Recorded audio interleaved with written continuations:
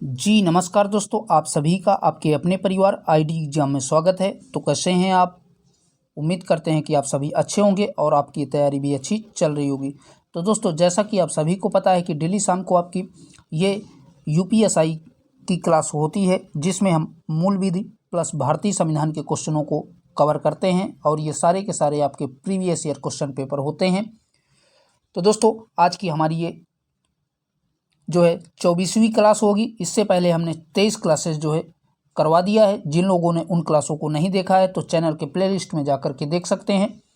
तो चलिए दोस्तों, कंटिन्यू करते हैं आज की क्लास को। और चैनल पे नए हैं तो चैनल को सब्सक्राइब कर बेल आइकन को दबा दीजिए, ताकि आगे आने वाले क्लासेस के नोटिफिकेशन आप तक पहुँचते रहें।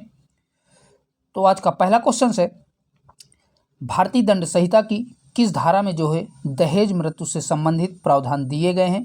तो बताइए दोस्तों, भारतीय दंड संहिता की किस धारा में दहेज मृत्यु संबंधी प्रावधान दिए गए हैं? तो राइट आंसर बनेगा ऑप्शन नंबर 1 करेक्ट हो जाएगा। धारा 304 के खा में जो है मृत्यु दंड संबंधी प्रावधान दिए गए हैं भारतीय दंड संहिता अर्थात आईपीसी में।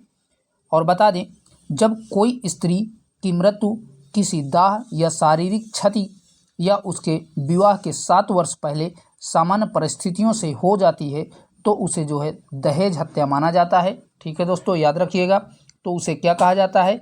दहेज हत्या कहा जाता है। अगर विवाह के 7 वर्ष पहले किसी भी स्त्री की मृत्यु हो जाती है तो दहेज हत्या के अंतर्गत माना जाता है। चलिए देखते हैं नेक्स्ट क्वेश्चन को। दोस्तों, इस क्लास में आपके टोटल 50 क्वेश्चंस होते हैं, जिनमें से आपके 25 क्वेश्चंस भारतीय संविधान के और 25 क्वेश्चंस मूल विधि के होते हैं। अगला जो क्वेश्चन है, कह रहा है कि भारतीय दंड संहिता की धाराएं 359 से लेकर के 374 तक में प्रावधान दिया गया है। तो बताएं दोस्तों, भारतीय दंड संहिता की धारा 359 से लेकर के 374 तक में किसका प्रावधान दिया गया है? तो राइट आंसर बनेगा अपहरण, हमला, फुसलाकर भगा के ले जाना, गुलामी और जबरन मजदूरी से संबंधित प्रावधान आईपीसी की धारा 359 से लेकर के 374 तक में दिए गए हैं। तो ऑप्शन नंबर आपका बी करेक्ट हो जाएगा। ठीक है दोस्तों, चलिए देखते हैं नेक्स्ट क्वेश्चन को। अगला जो क्वेश्चन है, कह रहा है कि किस हमले में सुप्रीम कोर्ट ने आईपीसी की धारा 303 में को जो है रद्द कर दिया था, जिसके अनुसार एक आजीवन कैदी द्वारा की गई हत्या के लिए उसे अनिवार्य मृत्युदंड दिया जाना चाहिए। तो बताइए दोस्तों, किस मामले में जो है सुप्रीम कोर्ट ने आईपीसी की धारा 303 को जो है रद्द कर दिया था? तो राइट आंसर बनेगा ऑप्शन नंबर सी, मिट्ठू बनाम पंजाब राज्य के वाद में जो है सुप्रीम कोर्ट ने धारा 303 को जो है रद्द कर दिया था। तो ऑप्शन नंबर सी आपका करेक्ट हो जाएगा। ठीक है दोस्तों, क्वेश्चन कह रहा है, भारतीय दंड संहिता की किस धारा में जो है फिरौती के लिए प्रावधान का उपबंध है? तो बताइए दोस्तों, भारतीय दंड संहिता की कौन सी धारा में जो है फिरौती संबंधी प्रावधान दिए गए हैं? तो राइट आंसर बनेगा धारा 364 के का में फिरौती संबंधी भारतीय दंड संहिता के जो है प्रावधान दिए गए हैं। ठीक है, आइए बढ़ते हैं अगले क्वेश्चन की ओर। क्वेश्चन से, किसी व्यक्ति पर स्वेच्छा से एसिड फेंकना या फेंकने का प्रयास करना भारतीय दंड संहिता की किस धारा के अंतर्गत दंडनीय अपराध है? तो बताएं दोस्तों, ये जो है किस धारा के अंतर्गत जो है दंडनीय माना जाता है? तो राइट आंसर बनेगा धारा 326 के बी के अनुसार जो है किसी के ऊपर एसिड फेंकना दंडनीय अपराध माना जाता है। तो ऑप्शन नंबर बी आपका करेक्ट हो जाएगा। ठीक है दोस्तों, आइए देखते हैं अगले क्वेश्चन को। दोस्तों, आप सभी से रिक्वेस्ट है कि जिन लोगों ने चैनल को सब्सक्राइब नहीं किया है तो आप सभी जो है चैनल को भी सब्सक्राइब कर लीजिए। क्वेश्चन कह रहा है, निम्नलिखित में से किस वाद में लैंगिक उत्पीड़न के शमन के लिए उच्चतम न्यायालय ने महत्वपूर्ण मार्गदर्शक सिद्धांत दिए हैं? तो बताइए दोस्तों, किस वाद में जो है लैंगिक उत्पीड़न संबंधी प्रावधान दिए गए थे? तो राइट आंसर बनेगा विशाखा बनाम राजस्थान राज्य के वाद में जो है उत्पीड़न, लैंगिक उत्पीड़न संबंधी जो है मार्गदर्शन सिद्धांत दिए गए थे। ठीक है दोस्तों, आइए देखते हैं अगले क्वेश्चन को। अगला जो क्वेश्चन है, भारतीय दंड संहिता में निम्नलिखित में से किस धारा में लूट को परिभाषित किया गया है? तो बताइए दोस्तों, आईपीसी की किस धारा में लूट को परिभाषित किया गया है? तो बता दें, लूट को जो है आईपीसी की धारा 390 में परिभाषित किया गया है। तो ऑप्शन नंबर सी आपका करेक्ट हो जाएगा। चलिए देखते हैं नेक्स्ट क्वेश्चन को। अगला जो क्वेश्चन है कह रहा है कि निम्नलिखित में से एस वर्धनराज बनाम स्टेट का संबंध किससे है? तो बताइए दोस्तों, एस वर्धनराज बनाम स्टेटवाद का संबंध किससे है, कौन सी धारा से? तो राइट आंसर हो जाएगा ऑप्शन नंबर सी करेक्ट हो जाएगा। धारा 363 से इसका संबंध है, एस वर्धनराज बनाम स्टेट राज्य का। चलिए देखते हैं अगले क्वेश्चन को। और बता दें दोस्तों, भारतीय दंड संहिता की धारा 363 में जो है व्यापारहरण की जो है से संबंधित है, तो साथ में ये भी याद रखिएगा। चलिए बढ़ते हैं अगले क्वेश्चन की ओर। अगला जो क्वेश्चन है कह रहा है कि भारतीय दंड संहिता के किस धारा में चोरी को परिभाषित किया गया है? तो बताइए दोस्तों, कौन सी धारा में चोरी को भारतीय दंड संहिता के परिभाषित किया गया है? तो आपका राइट आंसर बनेगा धारा 378 में चोरी को जो है परिभाषित किया गया है। ठीक है दोस्तों, याद रखिएगा। आइए देखते हैं अगले क्वेश्चन को। अगला है, बलात्कार संबंधी कानून को बदलने के लिए निम्नलिखित में से किस कमीशन को बनाया गया था? तो बताएं दोस्तों, बलात्कार संबंधी कानून को बदलने के लिए कौन से कमीशन का गठन किया गया था? तो राइट आंसर बनेगा वर्मा कमीशन का गठन किया गया था। तो ऑप्शन नंबर ए आपका करेक्ट हो जाएगा। आइए देखते हैं अगले क्वेश्चन को। अगला जो क्वेश्चन है कह रहा है कि निम्न में से किस एक मामले में आत्मरक्षा का अधिकार उपलब्ध नहीं होगा? तो बताइए दोस्तों, कौन से मामले में जो है आत्मरक्षा का अधिकार उपलब्ध नहीं किया जाएगा? तो राइट आंसर बनेगा लोक सेवकों द्वारा किया गया कार्य में आत्मरक्षा का उपलब्ध नहीं किया जाएगा अधिकार। ठीक है दोस्तों, तो ऑप्शन नंबर ए आपका करेक्ट हो जाएगा। आइए देखते हैं अगले क्वेश्चन को। अगला जो क्वेश्चन है कह रहा है कि निम्न में से डकैती का अपराध के लिए आवश्यक है? तो बताइए दोस्तों, डकैती के अपराध के लिए क्या आवश्यक है? तो राइट आंसर हो जाएगा चोरी और उद्यापन करना। ये ही जो है डकैती के लिए आवश्यक है, तभी उसे जो है डकैती माना जाएगा। ठीक है दोस्तों, आइए देखते हैं अगले क्वेश्चन को। अगला जो क्वेश्चन है कह रहा है कि कोई व्यक्ति किसी के घर में चुपचाप खिड़की से घुसता है, तो व्यक्ति ने निम्न में से कौन सा अपराध किया है? तो बताइए दोस्तों, अगर कोई भी व्यक्ति किसी के घर में खिड़की के द्वारा जो है खिड़की के रास्ते घुसता है, तो उसे कौन सा अपराध की श्रेणी में माना जाएगा? तो राइट आंसर हो जाएगा उसे हाउस ब्रेकिंग अर्थात सेंधमारी कहा जाएगा। तो ऑप्शन नंबर सी आपका करेक्ट हो जाएगा।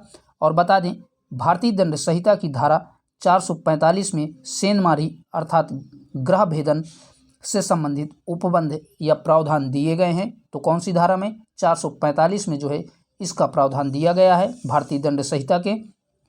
चलिए देखते हैं अगले क्वेश्चन को। अगला जो क्वेश्चन है कह रहा है कि सुरेश गुस्से में श्याम को मारने का प्रयत्न करता है। श्याम को ऐसी स्थिति में प्राइवेट प्रतिरक्षक का अधिकार भारतीय दंड संहिता की किस धारा में होगा? तो बताइए दोस्तों, किस धारा के अनुसार उसे प्राइवेट प्रतिरक्षा दिया जाएगा? तो राइट आंसर बनेगा ऑप्शन नंबर ए करेक्ट हो जाएगा। धारा 97 के तहत उसे प्रतिरक्षा दिया जाएगा। और बता दें, भारतीय दंड संहिता की धारा 97 शारीरिक प्राइवेट प्रतिरक्षा से जो है संबंधित है। तो याद रखिएगा कौन सी धारा? धारा 97 शारीरिक प्राइवेट प्रतिरक्षा से जो है ये संबंधित है, आईपीसी की धारा। चलिए देखते हैं अगले क्वेश्चन की ओर। क्वेश्चन से, यदि लूट सूर्यास्त और सूर्योदय के बीच जो है राजमार्ग पर की जाती है, तो भारतीय दंड संहिता के तहत लूट की सज़ा क्या होगी? तो पूछा है आपसे दोस्तों कि अगर लूट जो है सूर्यास्त और सूर्योदय के बीच में रास्ते में की जाती है, तो भारतीय दंड संहिता के तहत लूट की सज़ा क्या होगी? तो राइट आंसर बनेगा ऑप्शन नंबर सी 14 वर्ष का कठोरतम कारावास जो है दिया जाएगा। तो ऑप्शन नंबर सी आपका करेक्ट हो जाएगा। ठीक है दोस्तों, और बता दें भारतीय दंड संहिता की धारा 392 में लूट से संबंधित प्रावधान दिए गए हैं। यदि लूट जो है में 5 या 5 से अधिक लोग होते हैं तो उसे डकैती कहा जाता है। ठीक है, साथ में ये भी याद रखिएगा, अगर किसी भी लूट में 5 या 5 से अधिक व्यक्ति होते हैं तो उसे डकैती के अंतर्गत माना जाता है। चलिए देखते हैं अगले क्वेश्चन को। अगला जो क्वेश्चन है कह रहा है कि निम्नलिखित में से महिला की लज्जा भंग करने से संबंधित हमला दंडनीय है। तो बताइए दोस्तों, महिला की लज्जा भंग करने से संबंधित मामला जो है दंडनीय किसके अंतर्गत होता है। यहाँ पर हमला की जगह पर मामला होना चाहिए। तो राइट आंसर बनेगा भारतीय दंड संहिता में जो है ये दंडनीय माना जाता है, किसी भी महिला की लज्जा को भंग करना। और बता दें भारतीय दंड संहिता की धारा 354 में महिला की लज्जा भंग करने संबंधी प्रावधान दिए गए हैं, जिसमें 5 वर्ष तक का कारावास या जुर्माना या दोनों हो सकते हैं। ठीक है दोस्तों, याद रखिएगा। चलिए बढ़ते हैं अगले क्वेश्चन की ओर। अगला जो क्वेश्चन है कह रहा है कि निम्न विकल्पों में से भारतीय दंड संहिता की धारा 376 संबंधित है। तो आप सभी को पता होगा कि धारा 376 जो है बलात्कार से संबंधित है, इंपॉर्टेंट है, याद रखिएगा। ठीक है दोस्तों, आइए देखते हैं नेक्स्ट क्वेश्चन को। अगला जो क्वेश्चन है कह रहा है कि निम्न में से आत्मरक्षा का अधिकार है। तो बताइए दोस्तों, आत्मरक्षा का अधिकार क्या है। ऑप्शन है इसके दूसरों के शारीरिक की प्रतिरक्षा करना, ये भी जो है आत्मरक्षा का एक प्रकार का अधिकार है। अगला कह रहा है अपने शरीर के प्रति अपराध से प्रतिरक्षा करना, ये भी जो है एक प्रकार का आत्मरक्षा का प्रकार है। अगला कह रहा है चोरी लूट आदि अपराध से प्रतिरक्षा करना, तो ये भी जो है एक आत्मरक्षा का अधिकार है। तो राइट आंसर बनेगा उपर्युक्त सभी के सभी आत्मरक्षा का अधिकार हैं। ठीक है दोस्तों, चलिए देखते हैं नेक्स्ट क्वेश्चन को। अगला जो क्वेश्चन है कह रहा है कि निम्नलिखित में से भारतीय दंड संहिता की कौन सी धारा दंगा को परिभाषित करती है। तो बताइए दोस्तों, इन चारों विकल्पों में से ऐसी कौन सी धारा है जो दंगा को प्रदर्शित करती है अर्थात परिभाषित करती है। तो राइट आंसर हो जाएगा धारा 159, यही जो है दंगा को परिभाषित करती है। तो ऑप्शन नंबर ए आपका करेक्ट हो जाएगा। अब आइए जान लेते हैं दंगा क्या होता है। जब 2 या 2 से अधिक व्यक्ति किसी लोक स्थान में लड़ झगड़ करके लोक शांति को भंग करते हैं तो उसे दंगा कहा जाता है। और आईपीसी की धारा 160 में दंगा से संबंधित प्रावधान दिए गए हैं। इसमें आपराधिक व्यक्ति को 1 माह का कारावास या 100 रुपये का जुर्माना या दोनों की सजा से दंडित किया जाता है। ठीक है दोस्तों, दंगा करने वाले व्यक्ति को 1 माह का कारावास या 100 रुपये का जुर्माना या इनमें से दोनों को उस पर लगा करके दंडित किया जाता है। और इसका प्रावधान जो है दंगा से संबंधित प्रावधान आईपीसी अर्थात भारतीय दंड संहिता की धारा जो है 160 में इसको बताया गया है। ठीक है दोस्तों, चलिए देखते हैं अगले क्वेश्चन को। क्वेश्चन कह रहा है भारतीय दंड संहिता की किस धारा में जो है आपराधिक षड्यंत्र को परिभाषित किया गया है। तो बताइए दोस्तों, भारतीय दंड संहिता की किस धारा में जो है आपराधिक षड्यंत्र को परिभाषित किया गया है। तो राइट आंसर हो जाएगा ऑप्शन नंबर ए, धारा 120 के का में जो है आपराधिक षड्यंत्र को परिभाषित किया गया है। ठीक है दोस्तों, आइए देखते हैं नेक्स्ट क्वेश्चन को। क्वेश्चन से निम्न विकल्पों में से प्राइवेट प्रतिरक्षा का अधिकार किससे संबंधित है। तो बताइए दोस्तों, प्राइवेट प्रतिरक्षा का अधिकार किससे संबंधित है। शरीर से, संपत्ति से, ए व बी दोनों, और लास्ट कह रहा है इनमें से कोई नहीं। तो राइट आंसर हो जाएगा शरीर और संपत्ति दोनों से जो है प्राइवेट प्रतिरक्षा का अधिकार संबंधित है। तो ऑप्शन नंबर सी आपका करेक्ट हो जाएगा। ठीक है दोस्तों, आइए बढ़ते हैं नेक्स्ट क्वेश्चन की ओर। और दोस्तों बता दें कि भारतीय दंड संहिता की धारा जो है 97 प्राइवेट प्रतिरक्षा से जो है संबंधित है। ठीक है, तो याद रखिएगा, ये भी आपका पूछ सकता है। चलिए देखते हैं अगले क्वेश्चन की ओर। अगला जो क्वेश्चन है कह रहा है कि भारतीय दंड संहिता की कौन सी धारा भारतीय संविधान की धारा 14 व 21 के अधीन असंवैधानिक करार दी गई है? तो बताइए दोस्तों, आईपीसी की ऐसी कौन सी धारा है जो भारतीय संविधान की धारा 14 व 21 के अधीन जो है असंवैधानिक करार दी गई है? तो बता दें जो है कि धारा आपका 303 यही जो है असंवैधानिक करार दी गई है। तो ऑप्शन नंबर आपका बी करेक्ट हो जाएगा। ठीक है दोस्तों, और बता दें मिट्ठू सिंह बनाम पंजाब राज्य के मामले में उच्चतम न्यायालय ने आईपीसी की धारा 303 को जो है इस आधार पर असंवैधानिक घोषित किया है कि यह धारा संविधान के अनुच्छेद 14 व 21 के द्वारा प्रदत्त समानता तथा जीवन एवं स्वतंत्रता के अधिकारों का हनन करती है। कौन? धारा 303 आईपीसी की। ठीक है दोस्तों, और आप लोग कमेंट बॉक्स में बता सकते हैं कि अनुच्छेद 14 और 21 में किसका प्रावधान है। फटाफट आप कमेंट बॉक्स में छाप दीजिए। ठीक है दोस्तों, आइए बढ़ते हैं अगले क्वेश्चन की ओर। क्वेश्चन कह रहा है निम्नलिखित में से आईपीसी की धारा 405 व 409 तक जो है किस विषय से संबंधित है? तो बताइए दोस्तों, आईपीसी की धारा 405 से लेकर के 409 तक में किस चीज़ का प्रावधान दिया गया है? तो राइट आंसर हो जाएगा ऑप्शन नंबर सी, आपराधिक विश्वास भंग करने संबंधी जो है प्रावधान धारा 405 से लेकर के 409 तक में दिए गए हैं।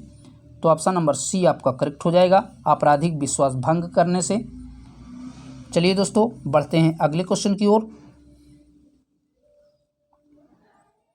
अगला जो क्वेश्चन है कह रहा है कि भारतीय दंड संहिता की धारा 304 के खा के अंतर्गत दहेज मृत्यु के लिए जिम्मेदार व्यक्ति को न्यूनतम कितने वर्ष की सजा देने का प्रावधान है? तो बताइए दोस्तों, धारा 304 के खा के अंतर्गत दहेज मृत्यु के लिए जिम्मेदार व्यक्ति को कितने वर्ष की सजा देने का प्रावधान है? तो राइट आंसर हो जाएगा 7 वर्ष के सजा देने का प्रावधान है। तो ऑप्शन नंबर ए आपका करेक्ट हो जाएगा। आइए देखते हैं नेक्स्ट क्वेश्चन को। अगला जो क्वेश्चन है कह रहा है कि भारतीय दंड संहिता की कौन सी धारा छल की सजा से संबंधित है? तो बताइए दोस्तों, कौन सी जो है धारा छल से की सजा से संबंधित है? ये आपका 2011 यूपीएसआई का पूछा हुआ क्वेश्चन है दोस्तों। तो बता दें धारा जो है 417 छल की सजा से संबंधित है। तो ऑप्शन नंबर आपका बी करेक्ट हो जाएगा, 417। और बता दें छल करने वाले व्यक्ति को 1 वर्ष का कारावास या जुर्माना या दोनों से के द्वारा जो है दंडित किया जाता है। ठीक है दोस्तों, चलिए बढ़ते हैं अगले क्वेश्चन की ओर। अब दोस्तों यहाँ से आपके भारतीय संविधान के क्वेश्चंस शुरू हैं, क्योंकि आपकी क्लास में टोटल 50 क्वेश्चंस होते हैं, जिनमें से आपके 25 क्वेश्चंस मूल विधि के और 25 क्वेश्चंस भारतीय संविधान के होते हैं। तो मूल विधि के हमने क्वेश्चंस 25 कवर कर लिया। अब भारतीय संविधान के क्वेश्चनों को देखेंगे। तो क्वेश्चंस कह रहा है भारत के नियंत्रक एवं महालेखा परीक्षक कार्य करते हैं। तो बताइए दोस्तों, किसके अधीन जो है नियंत्रक और महालेखा परीक्षक कार्य करते हैं? तो राइट आंसर हो जाएगा ऑप्शन नंबर बी, वित्त लोक संरक्षक के रूप में नियंत्रक और महालेखा परीक्षक जो है कार्य करते हैं। तो ऑप्शन नंबर बी आपका करेक्ट हो जाएगा। और बता दें दोस्तों, डॉक्टर भीमराव अंबेडकर ने कहा था कि नियंत्रक और महालेखा परीक्षक जो है संविधान के अधीन सर्वाधिक महत्व अधिकारी माना जाएगा, और यह जो है सार्वजनिक धन का संरक्षक भी होगा, नियंत्रक और महालेखा परीक्षक। ठीक है दोस्तों, साथ में ये भी याद रखिएगा। चलिए बढ़ते हैं अगले क्वेश्चन की ओर। अगला जो क्वेश्चन है कह रहा है कि लोकसभा में सदस्यों की जो अधिकतम संख्या निर्धारित की गई है वह है। तो आप सभी को पता होगा कि लोकसभा में जो अधिकतम संख्या सदस्यों की निर्धारित की गई है वह जो है 550 है। ठीक है दोस्तों, और बता दें कि वर्तमान में लोकसभा के सदस्यों की जो है संख्या है वो 543 है इस समय वर्तमान में। ठीक है दोस्तों, और अगर अधिकतम आपसे पूछता है तो 550 सदस्यों की संख्या इसमें निर्धारित की गई है। चलिए देखते हैं नेक्स्ट क्वेश्चन को। अगला जो क्वेश्चन है कह रहा है कि निम्न में से किसे भारत सरकार का प्रथम विधि अधिकारी समझा जाता है? मोस्ट इंपॉर्टेंट है।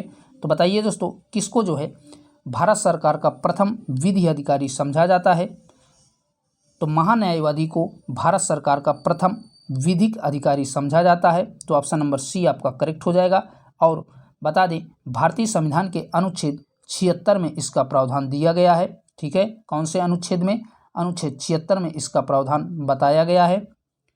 चलिए देखते हैं नेक्स्ट क्वेश्चन को। अगला जो क्वेश्चन है कह रहा है कि भारत का राष्ट्रपति लोकसभा के 2 सदस्यों को निम्न में से किसका प्रतिनिधित्व करने के लिए मनोनीत कर सकता है?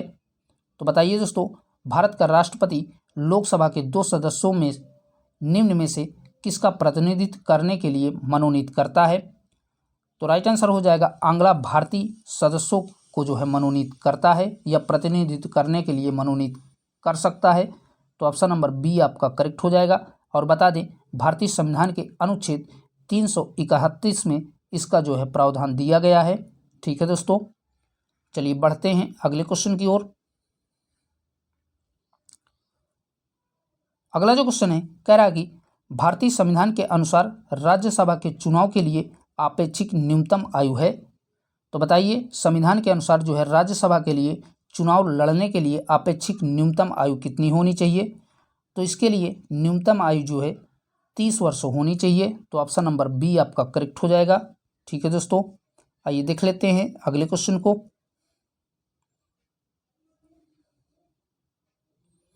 अगला जो क्वेश्चन है कह रहा है कि भारतीय संविधान के किस अनुच्छेद के अंतर्गत अंतर्राष्ट्रीय समझौता को प्रभावी बनाने हेतु संसद राज्य सूची के विषय पर कानून बना सकती है?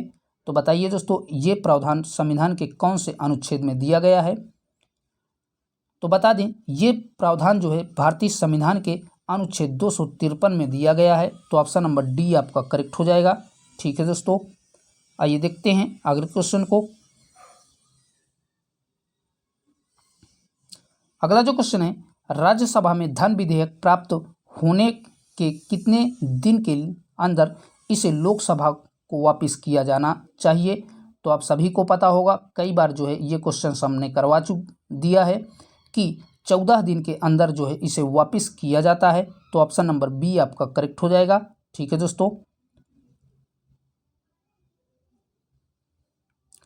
अगला जो क्वेश्चन है कह रहा है कि निम्नलिखित में से कौन सा विषय धन विधेयक के उपबंध में सम्मिलित नहीं किया गया है? तो बताइए दोस्तों, इनमें से कौन सा धन विधेयक के उपबंध में शामिल नहीं किया गया है? तो राइट आंसर बनेगा ऑप्शन नंबर डी, जुर्माना या दंड अर्थदंड से संबंधित उपबंध, ये इसी को जो है धन विधेयक के अंतर्गत सम्मिलित नहीं किया गया है।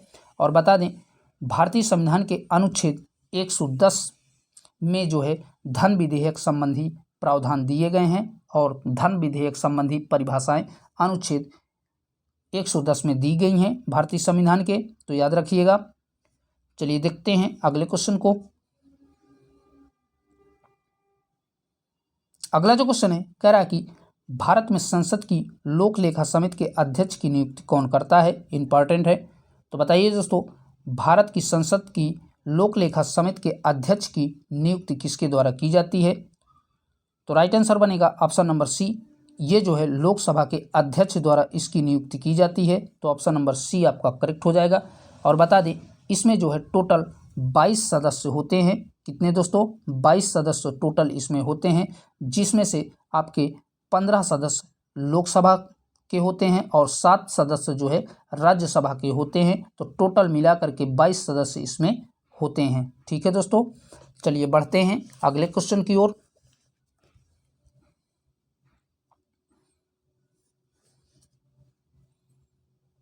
अगला जो क्वेश्चन है कह रहा है कि भारत के सर्वोच्च न्यायालय के कार्यवाहक एवं मुख्य न्यायाधीश की नियुक्ति कौन करता है? तो बताइए दोस्तों, भारत के सर्वोच्च न्यायालय और कार्यवाहक मुख्य न्यायाधीश की नियुक्ति किसके द्वारा की जाती है?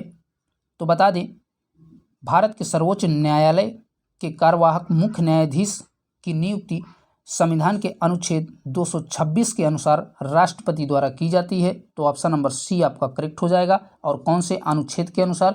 अनुच्छेद 126 के अनुसार जो है राष्ट्रपति इसकी नियुक्ति करता है। ठीक है दोस्तों, चलिए बढ़ते हैं नेक्स्ट क्वेश्चन की ओर। क्वेश्चन करा भारत में संविधान की बुनियादी ढांचे के सिद्धांत का मुख्य स्रोत क्या है?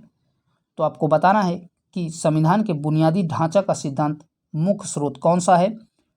तो राइट आंसर बनेगा ऑप्शन नंबर बी करेक्ट हो जाएगा, न्यायिक व्याख्या। यही जो है बुनियादी ढांचा के सिद्धांत का मुख्य स्रोत है। और बता दें केशवानंद भारती बनाम भारत संघ के वाद में जो है संविधान के बुनियादी ढांचे की व्याख्या की गई है। तो साथ में याद रखिएगा किसमें दोस्तों, केशवानंद भारती बनाम भारत संघ के वाद में इसके जो है व्याख्या की गई है। चलिए देखते हैं अगले क्वेश्चन को। क्वेश्चन कह रहा है किसी राज्य के राज्यपाल संविधान के किस अनुच्छेद के अंतर्गत विधानमंडल के अवकाश के दौरान अध्यादेश जारी कर सकते हैं। तो बताइए दोस्तों किस अनुच्छेद के अंतर्गत जो है ये अध्यादेश जारी किया जा सकता है। तो राइट आंसर हो जाएगा ऑप्शन नंबर बी, अनुच्छेद 213 के तहत ये अध्यादेश जारी किया जा सकता है। ठीक है दोस्तों, अगला है निम्न में से किस राज्य विधानसभा की सर्वाधिक सदस्यों की संख्या है। तो बताइए दोस्तों इन चारों विकल्पों में से कौन से राज्य विधानसभा की सर्वाधिक सदस्यों की संख्या है। तो आपको सभी को पता होगा कि उत्तर प्रदेश की सबसे सर्वाधिक सदस्यों अर्थात सीटों की संख्या है। ठीक है दोस्तों, और यहाँ पर जो है वर्तमान में 403 सीटें हैं। तो याद रखिएगा विधानसभा की उत्तर प्रदेश में। चलिए अब देखते हैं अगले क्वेश्चन को। अगला है भारतीय संविधान के किस अनुच्छेद में केंद्र शासित प्रदेशों के लिए उच्चतम न्यायालय का प्रावधान है। तो बताइए दोस्तों संविधान के कौन से अनुच्छेद में जो है केंद्र शासित प्रदेशों के लिए उच्चतम न्यायालय का प्रावधान दिया गया है। तो राइट आंसर हो जाएगा अनुच्छेद 241 में जो है इसका प्रावधान दिया गया है। ठीक है दोस्तों, चलिए देखते हैं नेक्स्ट क्वेश्चन को। क्वेश्चन कर रहा है भारतीय संविधान की किस अनुसूची में 3 विधायी सूचियों का प्रावधान है। तो बता दें भारतीय संविधान के 7वीं अनुसूची में 3 विधायी सूचियों का जो है प्रावधान किया गया है। तो ऑप्शन नंबर आपका बी करेक्ट हो जाएगा, 7वीं अनुसूची में। ठीक है दोस्तों, चलिए देखते हैं नेक्स्ट क्वेश्चन को।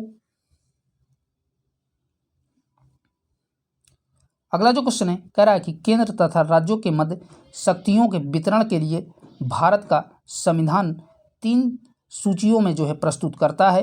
निम्न में से 2 अनुच्छेद शक्तियों के वितरण को जो है विनियमित करते हैं। तो बताइए दोस्तों कौन से जो है ऐसे 2 अनुच्छेद हैं जो शक्तियों के वितरण का विनिमय करते हैं।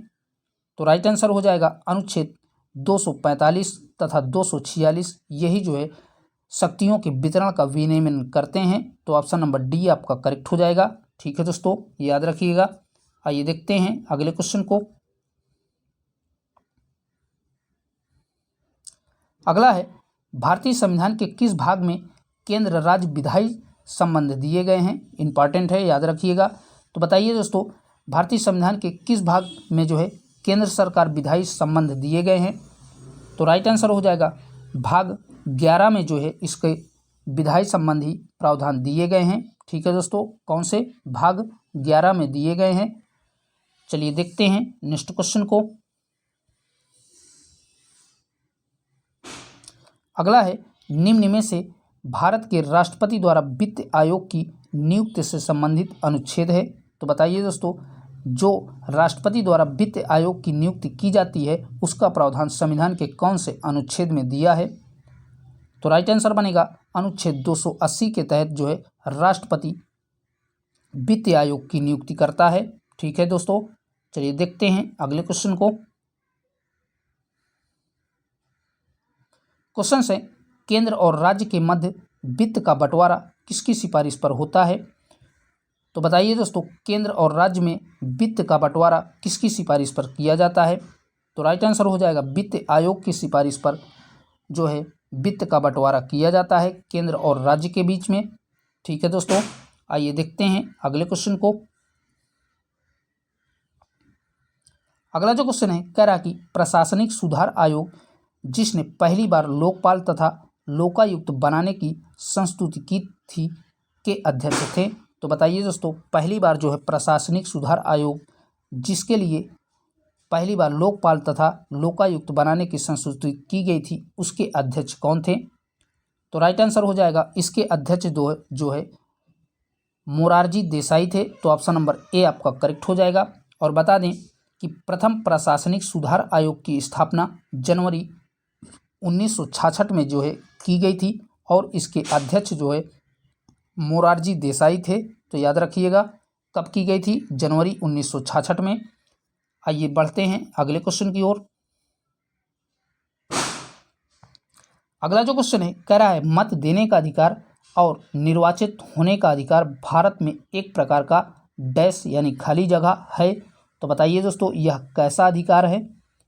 तो बता दें मत देने का अधिकार और निर्वाचित होने का अधिकार भारत में एक प्रकार का जो है वैधानिक अधिकार है। तो ऑप्शन नंबर डी आपका करेक्ट हो जाएगा।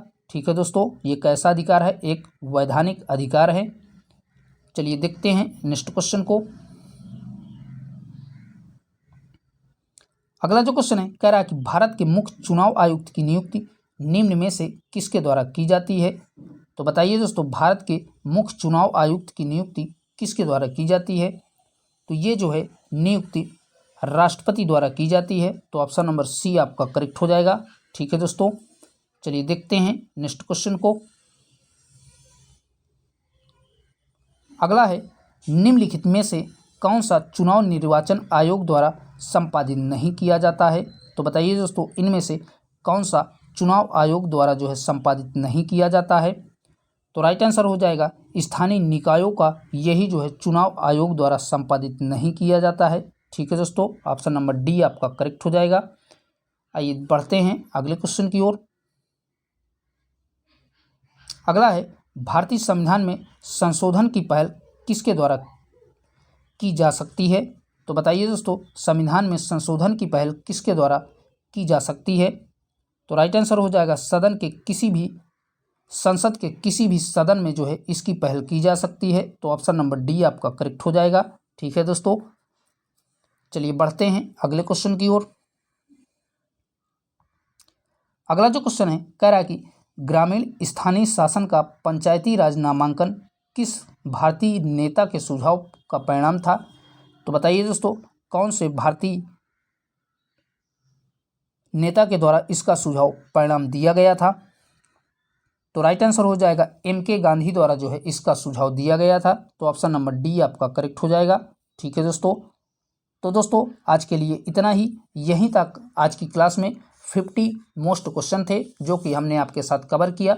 और दोस्तों चैनल को जिन लोगों ने अभी तक सब्सक्राइब नहीं किया है तो प्लीज़ आप सभी से रिक्वेस्ट है कि चैनल को भी सब्सक्राइब कर दीजिए और क्लास को ज़्यादा से ज़्यादा अपने दोस्तों में शेयर कर दीजिए। फिर मिलेंगे इसकी क्लास 25 लेकर के, तब तक के लिए बाय बाय, टेक केयर, जय हिंद।